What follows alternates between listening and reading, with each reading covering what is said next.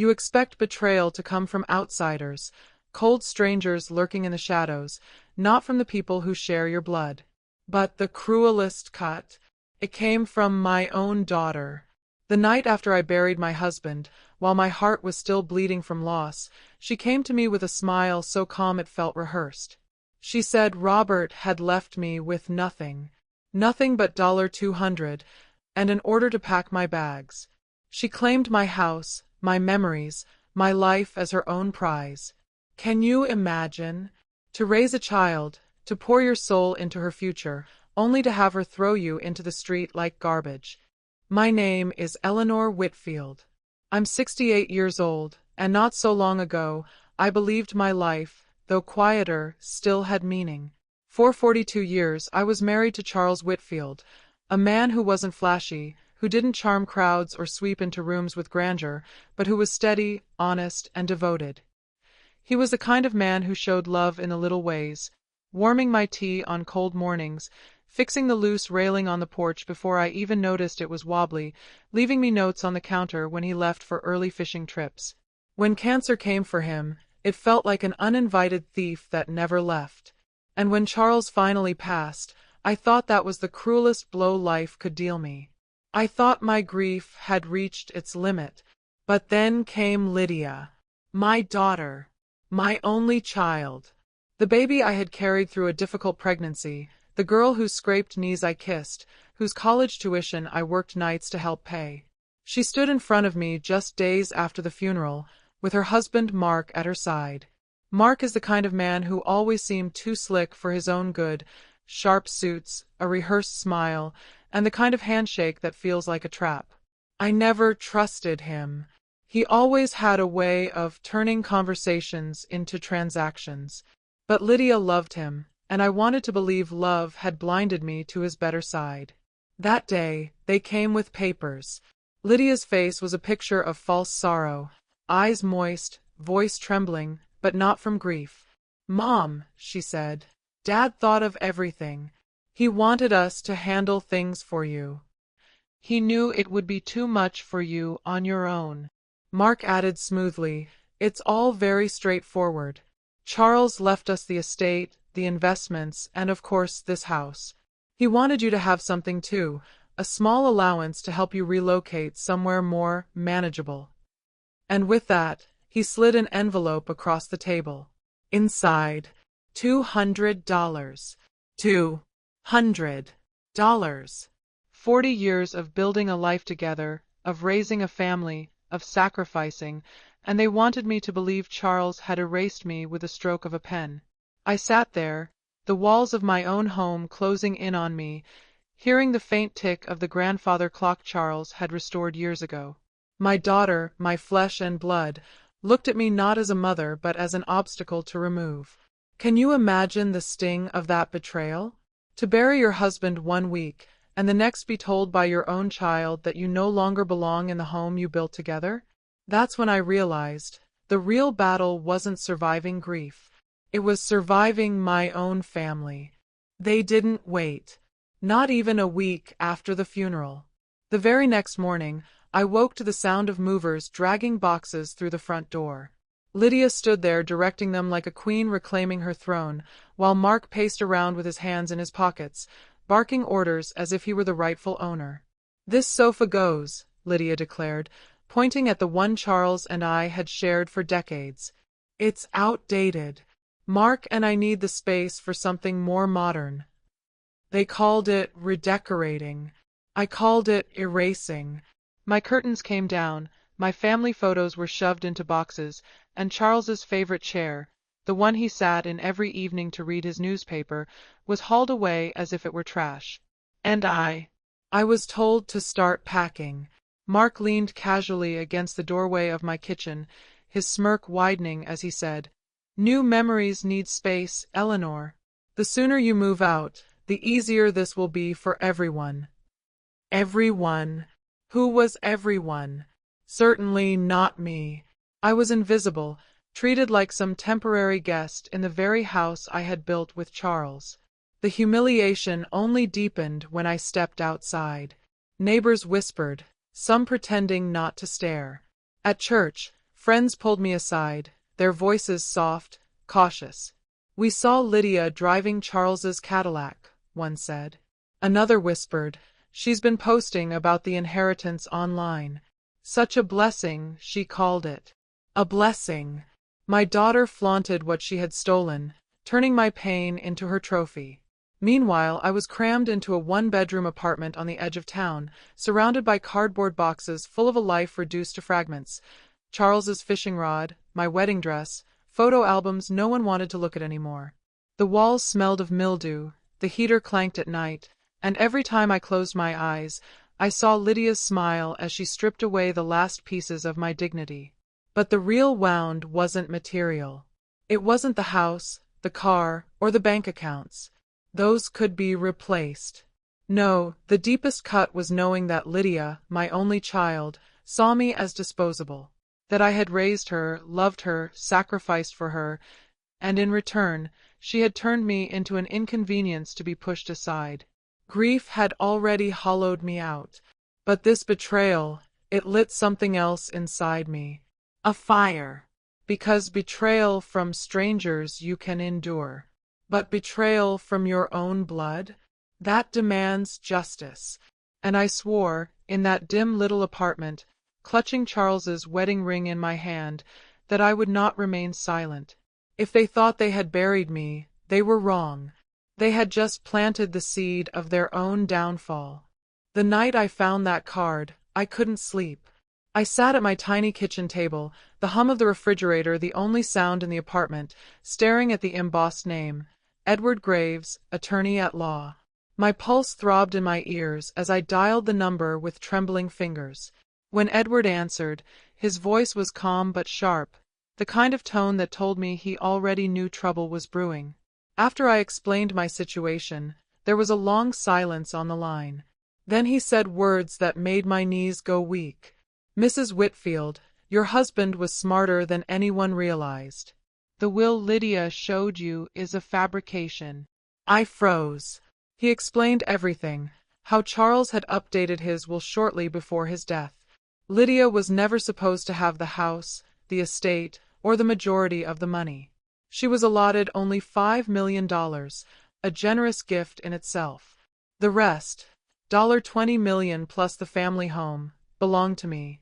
But then came the dagger. Charles had inserted a special clause. If Lydia ever mistreated me, defrauded me, or tried to push me out, her inheritance would automatically revert to me. I pressed the phone to my chest, whispering, "Charles, you knew. You saw this coming." But Edward wasn't finished. He told me something else, something even Lydia and Mark couldn't have guessed.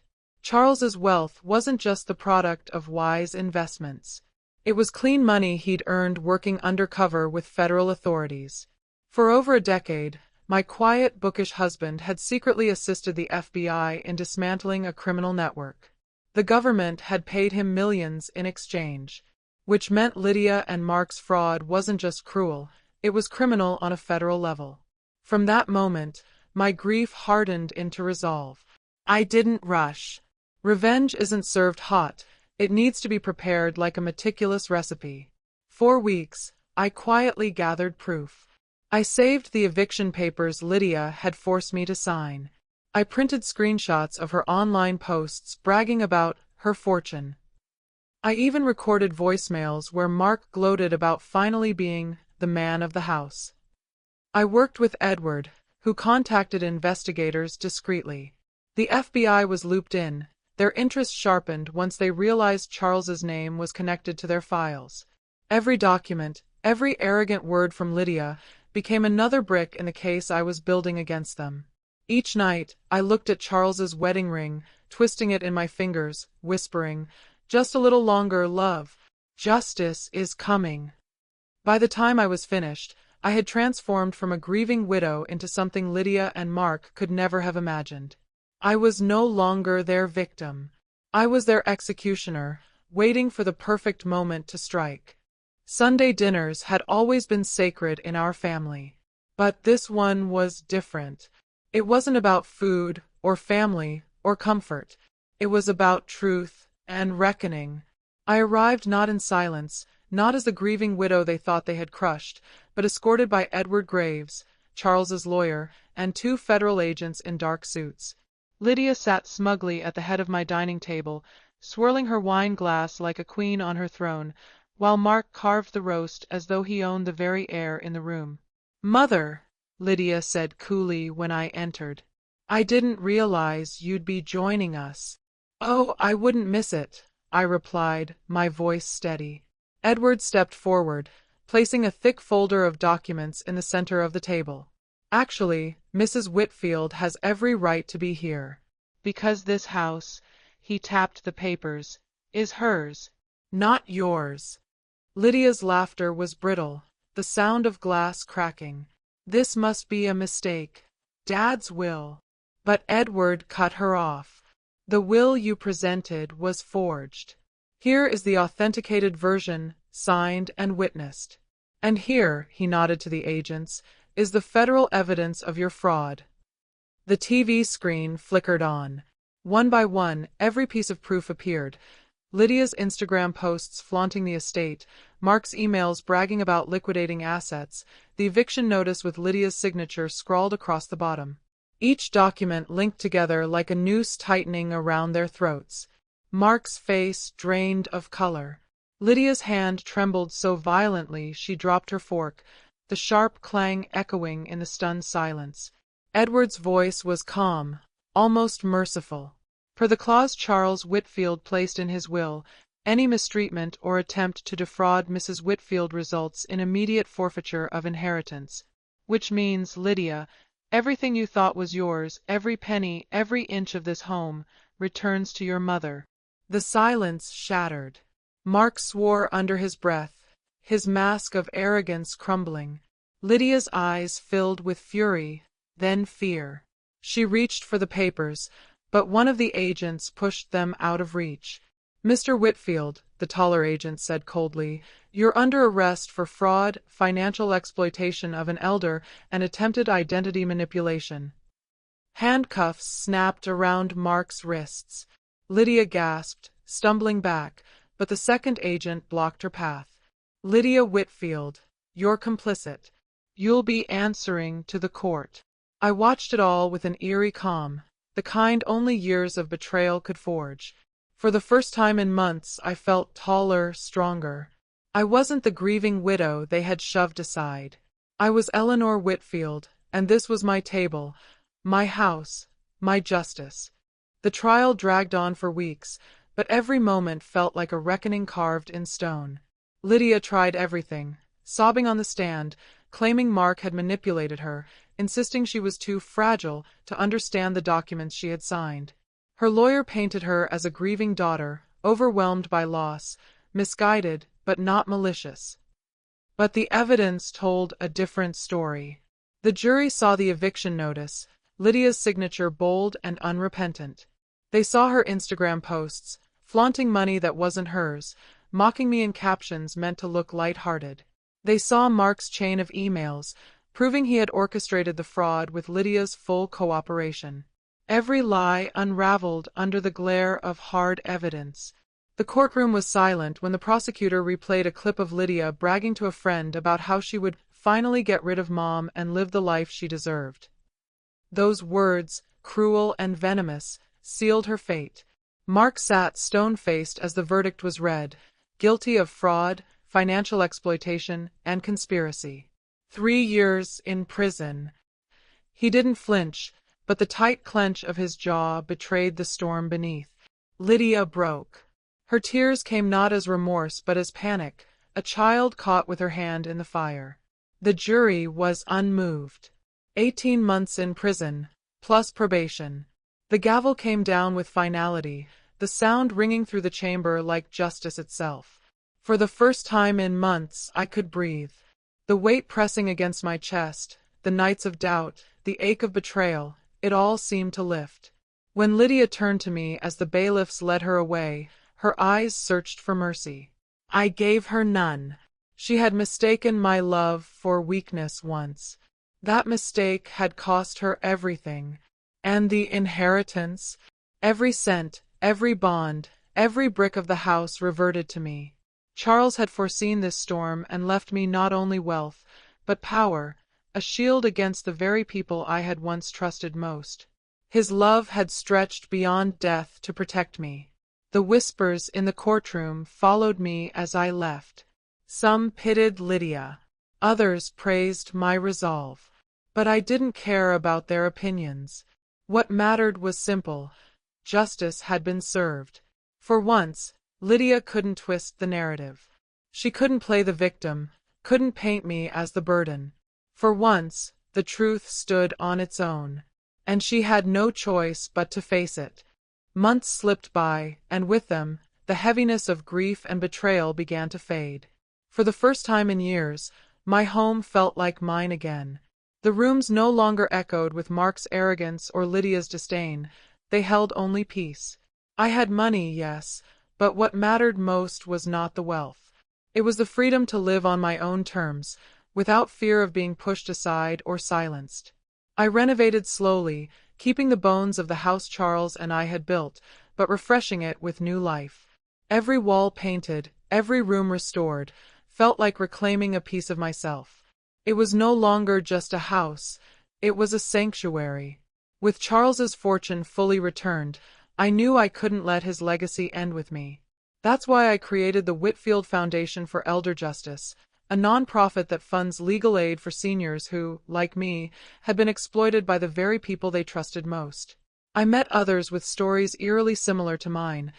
Mothers cast aside, fathers tricked out of their savings, grandparents left destitute by greedy heirs. Their pain became my mission.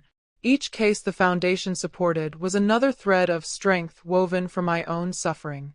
And Lydia, when she walked out of prison, she was no longer the golden child. The friends who once admired her turned away. Employers wouldn't touch her name. Her reputation was in ashes, and though she begged for forgiveness once, I gave her only silence. Painful as it is, I've learned that love without respect is a cage, and not all family deserves a place in your life. Mark never resurfaced. Last I heard, he had left the state, his record making it impossible to find the kind of power he once craved. For me, that chapter was already closed. Standing in my garden one evening, watching the sun dip behind the trees Charles had planted decades ago, I felt something I hadn't in a long time: peace. I was not a victim anymore. I was a survivor, a woman who had been underestimated, betrayed, and nearly erased, but who rose stronger and freer than before. My name is Eleanor Whitfield. I am no one's burden. I am no one's victim. And at last, I am free. This story is bigger than wealth, bigger than inheritance. At its heart, it's about self-respect, the kind no one has the right to take away. Too often, betrayal comes not from strangers, but from the very people we raise, love, and trust. And when it does, it cuts far deeper. But Eleanor's journey reminds us that justice doesn't always roar. Sometimes it whispers, steady and unshakable, in the form of truth and boundaries. Her revenge wasn't spite. It was survival. It was a stand for every person who has ever been silenced, overlooked, or treated as disposable. By saying no more, Eleanor reclaimed not just her fortune, but her identity. So I'll ask you, do you believe Eleanor was right to expose her daughter, even at the cost of family ties? Have you ever faced betrayal that forced you to find your own strength? Share your story below. And if this tale moved you, remember to like, subscribe, and share, because more stories of betrayal, justice, and redemption are on the way.